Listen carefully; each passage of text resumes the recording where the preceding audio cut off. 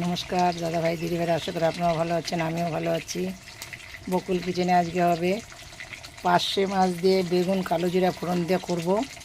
তা আজকে আমি কাঠে রান্না করতেছি, কেন কালকে আমার নাতিটার এতটাই অসুস্থ ছিল কালকে, যার জন্য আমি ভিডিওটা করে ছাড়তে পারিনি। কালকে সারাদিন রান্নাও করিনি, করতেও পারিনি। এখন আমি কাঠে রান্না করছি, এখন এটা রান্না করব। হ্যাঁ, আমি মাছটা ভেজে নিয়েছি।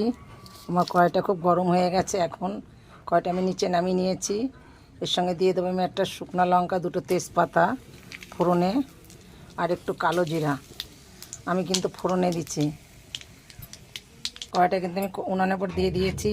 এখন আমি বেগুনটা দিয়ে দেবো। বেগুনটা দিয়ে আমি ভেজে নেব।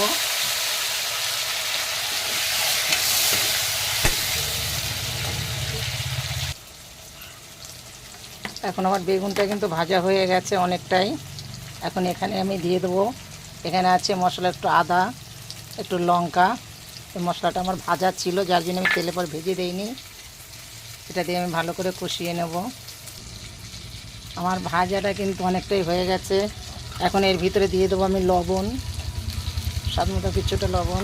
এখানে দিয়ে দেবো আমি কিছুটা হলুদ,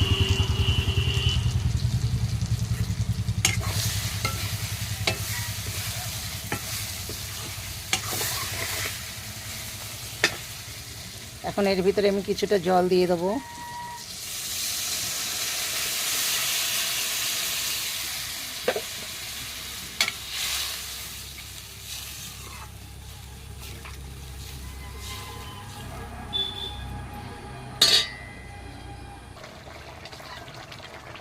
আমার এখন তরকারিটা কিন্তু হয়ে গেছে। আমি পার্শে মাছ দিয়ে করেছি। এখন আমি তরকারিটাকে নামিয়ে নেব। আজকে হয়তো কাঠের রান্নায় তরকারিটা সম্পূর্ণ ভালো দেখা যাচ্ছে না, কারণ বাইরে খুব রোদের তাপ, তো যার জন্য এরকম হচ্ছে। এর ভিতরে আমি দিয়ে দেবো একটু ভাজা জিরার গুঁড়া। বেশ, তো ভাজা জিরার গুঁড়া আমি নামানোর সময় দিয়ে দেবো। যদি ধনে পাতা না থাকে তাহলে আমি ভাজা জিরার গুঁড়াটাই দেই। এটা খেতে খুব সুন্দর একটা স্বাদ আসে।